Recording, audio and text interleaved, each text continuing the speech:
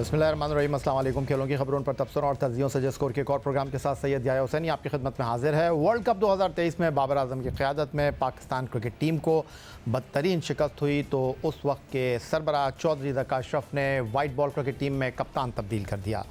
शाहीन आफरीदी नए कप्तान बने और बाबर आजम को हटा दिया गया, लेकिन पाकिस्तान क्रिकेट बोर्ड में तब्दीली हुई। चौधरी ज़का अशरफ गए और सैयद मोहसिन रज़ा नकवी बतौर चेयरमैन तैनात हो गए, जिन्होंने आते ही पहला काम ये किया कि बाबर आजम को कप्तानी फिर सौंप दी और T20 वर्ल्ड कप 2024 में उन्हें क़यादत मिली, लेकिन हुआ वही जिसका डर था।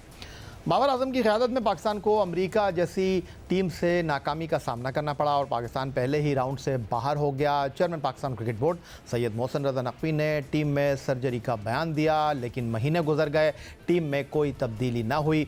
26 अगस्त 2024 को chairman Pakistan cricket board Syed Mohsin Raza Naqvi ने प्रेस कॉन्फ्रेंस करते हुए ये बयान दिया कि पाकिस्तान क्रिकेट बोर्ड के पास डेटा नहीं है। अब वो चैंपियंस कप की सूरत में इवेंट करा रहे हैं, जिसके बाद डोमेस्टिक सतह पर बेहतरीन खिलाड़ियों का डेटा मिल जाएगा और फिर वो परफॉर्मेंस के बुनियाद पर टीम में तब्दीली करेंगे। प्रॉब्लम कहाँ पे है कि हमारे पास इस टाइम सिलेक्शन कमेटी के पास कोई बैंक मौजूद नहीं है जो बताएं कि जी ये 100 प्लेयर मौजूद है, इसमें से आप खिलाड़ियों को सिलेक्ट कर लें।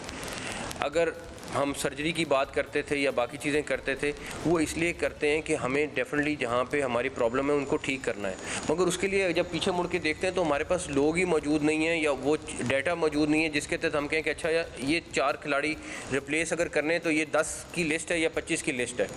वो बिल्कुल निज़ाम दरम बरम था।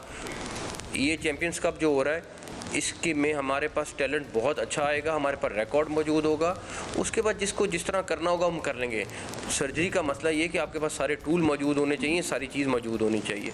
हमारा इंशाल्लाह ताला एक दफ़ा चैम्पियंस कप हो जाए, हमारे पास रिकॉर्ड सारा मेंटेन हो जाए। कुछ था कुछ नहीं था, बहुत सारे प्लेयर्स थे जो बहुत अच्छे खिलाड़ी थे बट वो ऑन बोर्ड नहीं थे, लिस्टों में नहीं थे, तो उसका बेस्ट हल यही है, ये डोमेस्टिक क्रिकेट हमारी इससे बहुत स्ट्रॉन्ग होगी।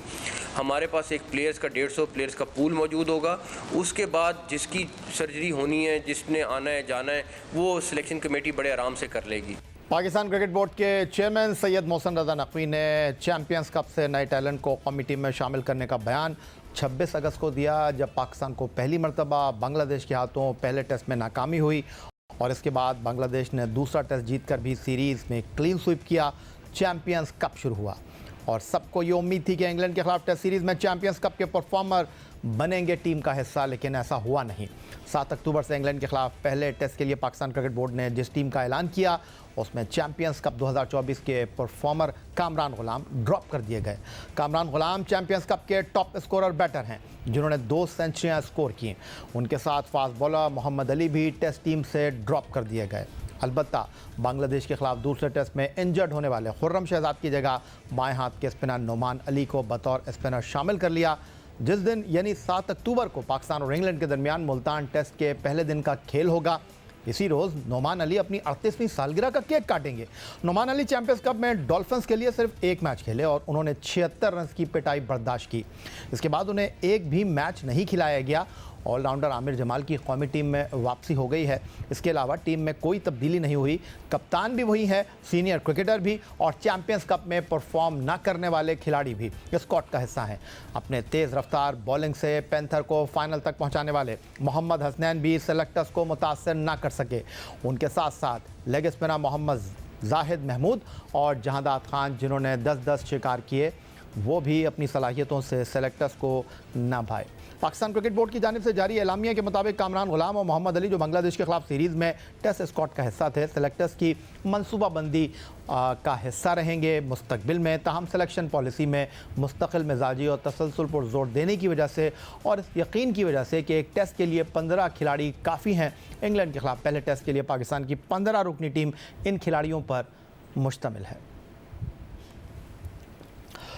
ओपनर शान मसूद बतौर कप्तान टीम की बागडोर संभालेंगे। सऊद शकील उनके नायब के तौर पर टेस्ट टीम का हिस्सा हैं। ऑलराउंडर आमिर जमाल, बांग्लादेश और चैंपियंस कप में मुसलसल नाकाम रहने वाले ओपनर अब्दुल्ला शफीक भी इस स्क्वाड का हिस्सा हैं। Mystery leg spinner Abrar Ahmed, top order बल्लेबाज साबिक कप्तान बाबर आजम, फास्ट बॉलर मीर हमजा, सलामी बल्लेबाज Mohammad Huraira, wicket keeper batter Mohammad Rizwan, fast bowler Naseem Shah, left arm spinner Noman Ali, opening batsman Saim Ayub, all rounder Salman Ali Agha, wicket keeper Sarfaraz Ahmed और फास्ट बॉलर शाहीन शाह आफरीदी। तो पाकिस्तान की उस टीम का ऐलान हो गया है जो इंग्लैंड के खिलाफ पहले टेस्ट मैच में मुल्तान में 7 अक्टूबर से एक्शन में होगी। 15 में से 11 खिलाड़ियों का इंतखाब किया जाएगा। टेस्ट फास्ट बॉलर सिकंदर बख्त हमारे साथ मौजूद हैं। सिकंदर, ये जो 15 रुकनी टीम का ऐलान किया गया है उन्हीं खिलाड़ियों पर इन्हिसार किया गया, ये कहकर कि मुस्तकिल मिजाजी क्रिकेट बोर्ड जो है उसको आगे बढ़ाना चाहता है। इस 15 रुकनी स्क्वाड से आप किस हद तक मुतमईन हैं?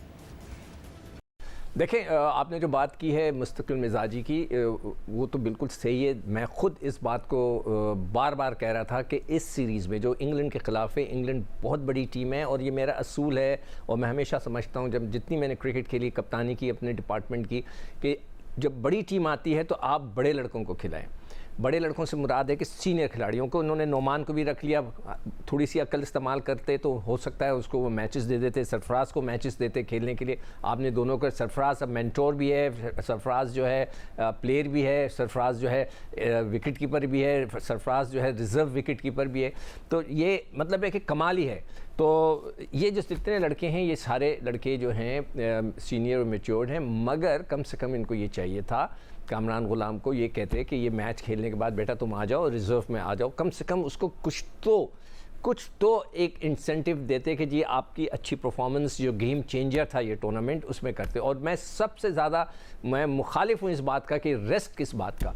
ये प्रोफेशनल लड़के हैं, अगर इतनी गर्मी में इनकी जान निकल गई है तो ये टेस्ट क्रिकेट में क्या करेंगे इंग्लैंड के ख़िलाफ़, जहाँ पर 20-20 दिन में ओवर करने पड़ेंगे। इन्हें खेलने देना चाहिए था। आपने इस टूर्नामेंट का पूरा मज़ा ख़त्म कर दिया। आपने इस टूर्नामेंट को बिल्कुल बेकार कर दिया। आखिरी के 3 दिन जब क्राउड ने आना था बड़े प्लेयरों को देखने, आपने उनको रेस्ट दे दिया। और आई एम श्योर कि ये भी आपने लड़कों के कहने पे दिया होगा। मगर मैं समझता हूँ कि ये टीम में जो एक आधा जो है रिज़र्व के अंदर आप रख सकते थे, मगर खिलाना उन्हीं सीनियर को चाहिए ताकि once for and all decide हो जाए। या तो वो अच्छे हैं तो वो रहेंगे टीम में, अगर अच्छे नहीं है तो फिर फारिग करें। तो ये थे टेस्ट फास्ट बॉलर सिकंदर बख्त। और अब लाहौर से वीडियो लिंक पर हमारे साथ मौजूद हैं पाकिस्तान के लिए टेस्ट, वनडे और T20 क्रिकेट में सेंचुरी स्कोर करने वाले पहले बैट्समैन अहमद शहजाद। अहमद, ये जो 15 रुकनी टीम का ऐलान किया गया है, क्या आपके लिए हैरानगी की बात नहीं है कि कामरान गुलाम जिन्होंने चैम्पियंस कप में रन्स के अंबार लगा दिए, 2 सेंचुरियाँ स्कोर की, वो बांग्लादेश के खिलाफ 15 रुकनी टीम में थे, अब चैम्पियंस कप में परफॉर्म करके वो 15 रुकनी टीम का भी हिस्सा नहीं रहे, और दूसरी जानिब नुमान अली की टीम में शमूलियत, आपको नहीं लगता कि जाहिद महमूद या फिर चैम्पियंस कप में अच्छे रिदम के साथ गेंद करने वाले हसनैन के नाम पर गौर हो सकता था? जी, ज्यादती है, बहुत ज्यादा ज्यादती है। कामरान गुलाम के साथ बहुत बड़ी ज्यादती है और मोहम्मद यूसुफ जो है ये कभी भी जस्टिफाई नहीं कर पाएंगे। उन्होंने कैटेगोरिकली, चेयरमैन ने बोला था कि सेंचुरी होगी, उसके बाद कहते हैं औजार नहीं है। उसके बाद उन्होंने बोला कि आप देखिएगा ये पाकिस्तान कप जिसको हम कहते हैं, इससे आपको किस तरह के प्लेयर्स मिलते हैं, आप चेक करिएगा कैसी रिप्लेसमेंट्स आती हैं। उसके बाद मेरा ख्याल है कि चेयरमैन क्रिकेट बोर्ड की बातें कोई सीरियसली ले नहीं रहे हैं। मेंटोर आके कहते हैं कि बड़ा टाइम लगेगा, 2-3 साल लगेंगे, लोग इमोशनली होके आके बोल देते हैं और बड़ी बड़ी बातें कर देते हैं। फिर उन्होंने कहा कि इससे प्लेयर्स आएंगे और वही हुआ। मोहम्मद यूसुफ साहब ने जो डिजर्विंग प्लेयर्स भी थे उनके साथ भी यहाँ पे ज्यादती की है और मेरा नहीं ख्याल बनता वो यहाँ पे आके अभी भी सेटिंग में चलना चाह रहे हैं। उनके जो चाहने वाले क्रिकेट टीम के अंदर है, जब वो कोचिंग पैनल में भी मौजूद थे, उन्होंने सारी चीजें उन पे छोड़ दी थी। उनको जो है ना वो सर्व करने की कोशिश करते थे। यहाँ पे फिर जो है एक परफॉर्मर को बाहर बिठा के उन्होंने यही किया कि अपने जो फेवरेट है उनको जो है ना उन्होंने फेवर करने की कोशिश की है कि उन पे कोई प्रेशर ना पड़े। कामरान गुलाम एक वाहिद बैट्समैन है जो मिडिल ऑर्डर खेलता है और परफॉर्मेंसेस कर रहा है। वहां बाबर आजम की 18 इनिंगें नीचे हैं। तो सिर्फ यही वजह है कि ये ना खिलाड़ियों ने वो जो जाल बिछाया था वो बिछ गया है। अब इससे साफ नजर आ रहा है खिलाड़ियों पे अब कोई प्रेशर रहा नहीं है, सबने घुटने टेक दिए हैं और वही खिलाड़ी जिन्होंने हमें पहले भी रुसवा करवाया है इस मुल्क को, इस कौम के फैंस को, उनके हाथ में फिर से कमान दे दी गई है। लगता है कि चैंपियंस ट्रॉफी तक आपको वही चेहरे देखने में आएंगे और ऐसा लग रहा है कि पाकिस्तान में कोई और लोग नहीं है, कोई रह नहीं गए। यही ये जाल था जो इन्होंने बिछाया था और अब बाद में ये आ गया कि पाकिस्तान के पास कोई प्लेयर नहीं है, तो आपने पूरे प्लान के साथ मिलके पूरे का पूरा कुंभा लेके आए थे और आपने पाकिस्तान की क्रिकेट को जो है ना कैप्चर कर लिया है।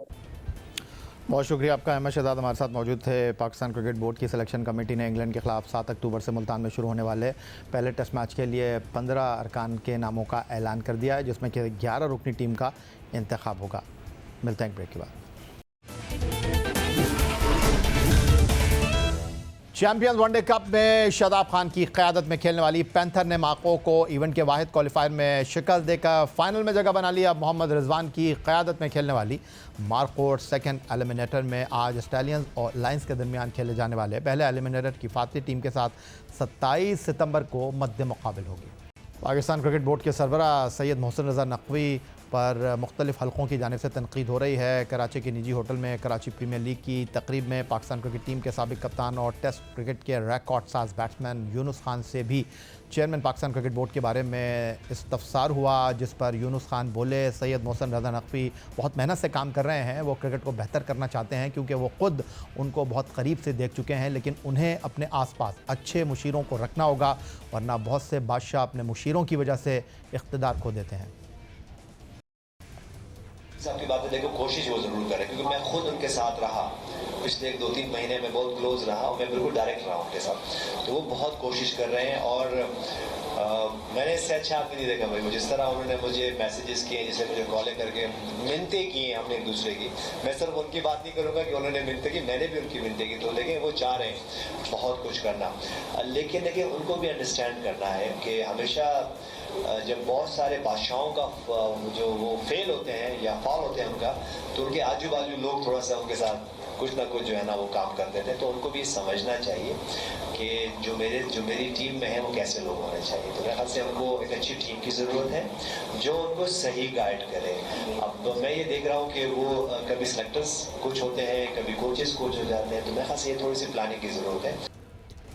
पाकिस्तान क्रिकेट टीम के साबिक कप्तान और टेस्ट क्रिकेट के रिकॉर्ड साज बल्लेबाज यूनुस खान ने तकरीब से खिताब करते हुए कहा कि पाकिस्तान क्रिकेट बोर्ड को अपनी अहमियत का पता होना चाहिए। कभी कोचेस तैनात कर दिए जाते हैं और फिर जल्द ही उन्हें हटा भी दिया जाता है। पाकिस्तान क्रिकेट बोर्ड को ये समझना चाहिए कि वो अचानक फैसले न करें, उन्हें सिर्फ एक सीज़न नहीं बल्कि 5 साल के लिए शेड्यूल बनाना चाहिए। हर साल अपने इंफ्रास्ट्रक्चर को तब्दील करना दुरुस्त नहीं।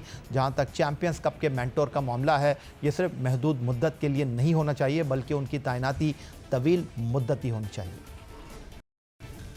मैं हमेशा एक बात समझता हूँ कि पीसीबी को ये समझना है कि वो पीसीबी है और वो उसको अपने वर्थ का पता होना चाहिए। मुझे बाज़ बात लगता है कि पाकिस्तान क्रिकेट बोर्ड को अपनी वर्थ का पता ही नहीं होता कि वो क्या है और क्या नहीं। अचानक फैसले कर देते हैं, अचानक कोचेज आ जाते हैं, अचानक कोचेज चले जाते हैं। पीसीबी को ये समझना है कि वो अचानक फैसले ना करें, वो अपना एक बैठें और एक जो कह सकते हैं ना कि सिर्फ 6 महीने के लिए बल्कि अगले 5 साल का उनका एक स्केड्यूल होना चाहिए, जो कि एक टाइम स्केड्यूल होना चाहिए जिसमें होता है, क्योंकि बाहर के मुल्कों में सब ऐसे हो रहे हैं। जहाँ तक बात है मेंटोर्स की, अल्लाह करे कि ये बहुत आगे जाए और ये ना हो कि 6 महीने बाद, साल के बाद फिर कुछ और आ रहा हो। मेरे ख्याल से देखिए, मैं हमेशा एक बात कहता हूँ कि वो कहते हैं ना कि वो कौवा चला हंस की चाल तो अपने भी भूल जाता है। और अगर हम हर साल अपना इंफ्रास्ट्रक्चर को चेंज करेंगे, तो बायोमैकेनिक्स को चेंज करेंगे, तो मेरे ख्याल से हमें कुछ मिलना है। 2009 में आईसीसी T20 वर्ल्ड कप के दूसरे एडिशन की चैंपियन टीम के कप्तान यूनुस खान बोले, पाकिस्तान में हर कोई क्रिकेट का एक्सपर्ट है। सब्जी वाले से लेकर हर दुकानदार से बात करो तो वो क्रिकेट के बारे में मशवरे देता हुआ दिखाई देगा। पाकिस्तान में हर किसी को मालूम है कि कप्तान किसको होना चाहिए और किसको किस नंबर पर खेलना चाहिए, लेकिन नहीं मालूम तो यूनुस खान और क्वालिफाइड कोचेस को मालूम नहीं।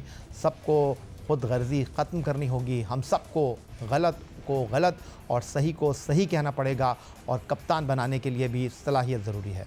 छोटा और बड़ा क्रिकेटर होना ज़रूरी नहीं। मैं जो एक बात मैंने देखी है, वो टमाटर वाले के पास जाता हूँ, उसको पता है कि कौन सा प्लेयर होना चाहिए टीम में, कौन से मैनेजमेंट होने चाहिए, कौन सा कोच होना चाहिए।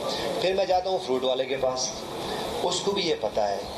फिर मैं जाता हूँ ग्रोसरी वाले के पास, वो मुझे ऐसे ऐसे सजेशंस देता है। हमें जाना चाहिए, हम सबको जाना चाहिए और उनको ये समझ में आ रही है कि कौन सा कोच होना चाहिए, किसको कैप्टन होना चाहिए, कौन सा प्लेयर किस नंबर पे खेलना चाहिए। अगर पता नहीं तो हमें नहीं पता वहाँ बैठ के। मैं यार अमेजिंग है मेरे लिए, ऐसा ही है। मैं अगर यहाँ पे जो सबसे क्रिकेट खेला भी नहीं होगा, मैं उसको बैठाऊंगा तो मुझे बता देंगे भाई ये कैप्टन होना चाहिए, इसको इस नंबर पे खेलना चाहिए, ये यहाँ होना चाहिए।